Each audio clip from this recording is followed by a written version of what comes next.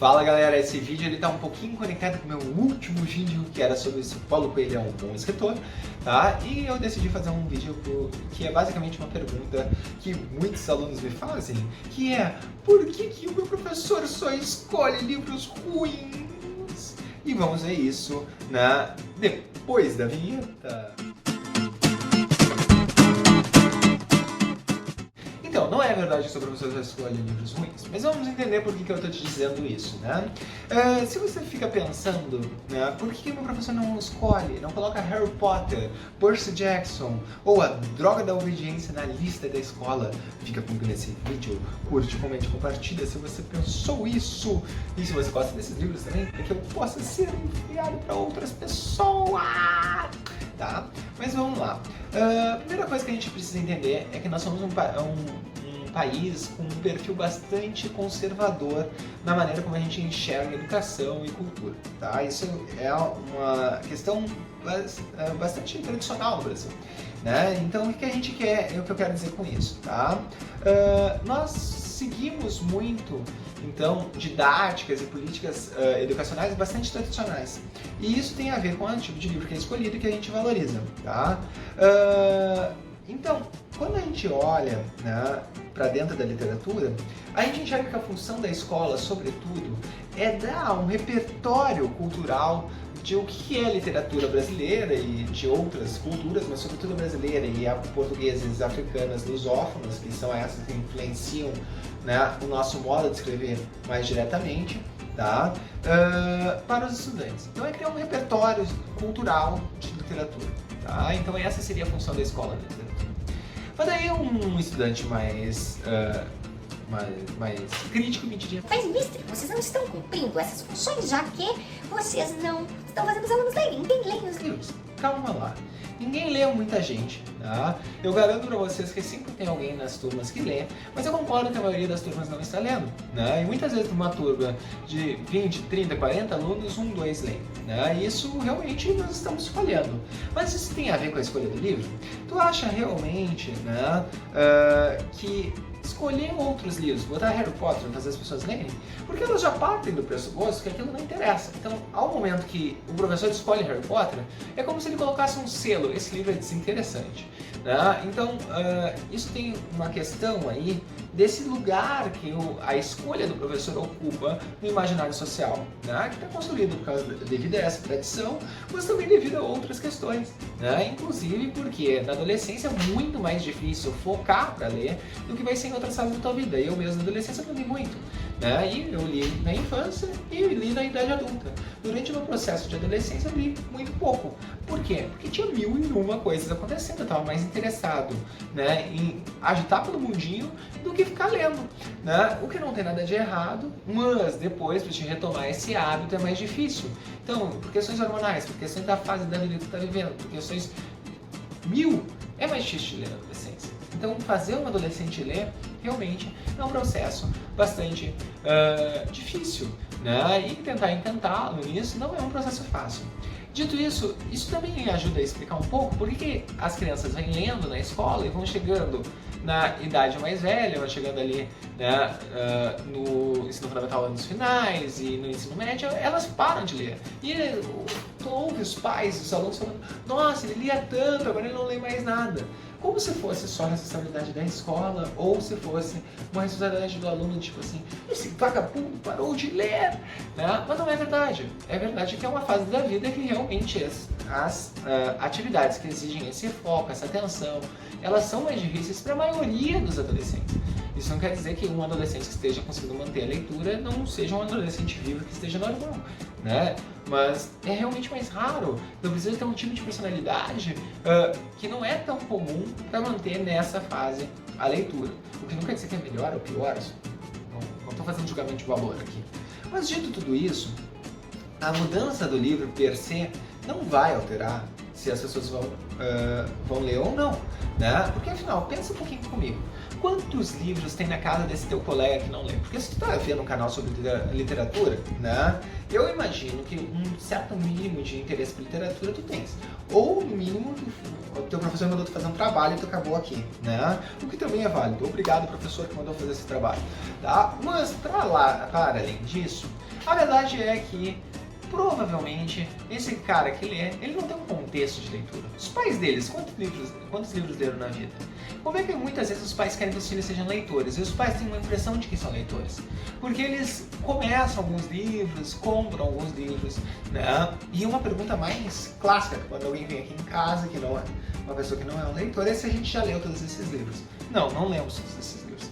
Mas eu tenho uma política de só comprar um livro quando eu já terminei de ler outro. Então eu procuro não aumentar a coleção de não lidos, porque eu acho que isso aí já é acumulação. E eu vi aquele programa do Discover Home and Health, Acumuladores, e eu não quero fazer parte de um desses programas, certo? Então, dito isso, então, existe um contexto de leitura para esse jovem. Os pais dele leem, ele vê os pais dele ler, as pessoas da família dele, né, as pessoas afetivas dele leem, né? Tu vê, as pessoas, ele mesmo tem livros disponíveis em casa, né? Tem uma renda para isso. Eu acho que essas são questões importantes, né? Jogar toda essa responsabilidade no jovem na escola é muito simples, é muito simplório fazer isso. Mas para além disso, né, tem uma questão bem pertinente que é justamente se a maneira como o professor está trabalhando o livro, ela está sendo útil, porque a gente está dizendo, né, todos os livros são ruins, a gente está partindo desse pressuposto. E ele está dizendo, não, eles não são ruins. Então, o que está acontecendo? Então, eu estou dizendo que tem um contexto por trás, mas, sobretudo, a escola pode reverter esse contexto porque ela tem esse papel, supostamente, né? E aí eu te digo o seguinte, durante anos eu fui professor de literatura e eu não consegui ler nenhum livro por ano, né? Às vezes eu lia um por ano. Porque eu era obrigado a trabalhar para manter o meu nível de vida 60 horas por semana. E isso significa que para cada hora em sala de aula que eu passo, eu tenho que passar 1 hora mais ou menos, né, no mundo ideal, planejando e 1 hora corrigindo aquilo que eu construí naquela aula. É óbvio que nenhum professor que trabalha 60 horas consegue passar tudo isso de horas, porque isso representaria, né, mais ou menos 180 horas de trabalho. E 180 horas de trabalho, eu acredito que seja mais horas que tem na semana. Fazendo a conta, sim, são mais horas que tem na semana. Tá? Então, eu preciso dormir, eu preciso ir no banheiro, eu preciso ir comer. Então, é absolutamente impossível fazer isso. Tá? Ah, mas por que os professores pegam tantas horas? Porque a gente não curte o negócio de passar fome, sabe? Realmente não é um hobby nosso. Mas alguns professores justamente conseguem, né, ir para lugares em que eles vão ter tempo de planejamento, correção e planejar suas aulas, né? E é o que eu vivo hoje. Então eu já vou comentar isso, mas eu vou fazer uma consideração. Outra coisa que tem é que, mesmo quando tu não está trabalhando milhões de horas, às vezes, dentro da perspectiva tradicional do ensino brasileiro, a gente tem que trabalhar muitos conteúdos. Muitos mesmo. E isso exige da gente que a gente passe horas palestrando, que nem eu estou fazendo aqui num vídeo. Só que, sinceramente, se eu fosse para eu palestrar em sala de aula, o aluno assistia um vídeo, não faria nenhuma diferença, né? Mas educação não é isso, não é ficar assistindo o professor descrevendo e falando o tempo todo, né? E justamente isso fazia, como eu tinha esse acúmulo de conteúdos, uma visão bem conteudista e tradicional de ensino, eu era obrigado, né, a basicamente dar o livro para o aluno e dizer, ó, esse é o livro que nós vamos ler, a prova vai ser esse dia, e o aluno que se virasse, o aluno que lute, né? Você que lute para chegar lá com o livro lido e poder responder as questões da prova, porque não dava tempo de eu explicar o livro, discutir o livro, fazer qualquer coisa desse tipo que tornasse o livro mais interessante para o aluno. Tá? Dito isso, né, se o professor não lê e o professor não tem tempo, né, justamente para discutir os livros dos alunos, como é que ele vai realmente cantar o aluno? Fica um pouco difícil construir esse processo de empatia. Então, hoje em dia, tá, não é raro que no tipo de educação em que eu trabalho, no tipo de pedagogia em que eu trabalho, né, de didática, de proposta pedagógica, que eu consiga ler um livro inteiro em sala com os alunos. E a gente senta, começa a ler o livro em voz alta, em grupo ou individualmente, e vai discutindo o livro. Tá? Porque justamente já tem várias pesquisas que mostram que essa é a maneira mais efetiva de trabalhar, né? E isso realmente muda a perspectiva. Então, o que a gente faz? Ao fazer essas discussões, a gente consegue fazer conexões com a vida do estudante e mostrar como que esse livro ainda pode fazer ele sentir e se impactar com alguma coisa. E essas discussões em grupo ajudam a subir o degrau da linguagem, porque os livros mais complexos, eles exigem de um auxílio para que a gente consiga compreender exatamente o que eles estão dizendo. Então não é raro, por exemplo, que na verdade todos os meus alunos leiam um livro.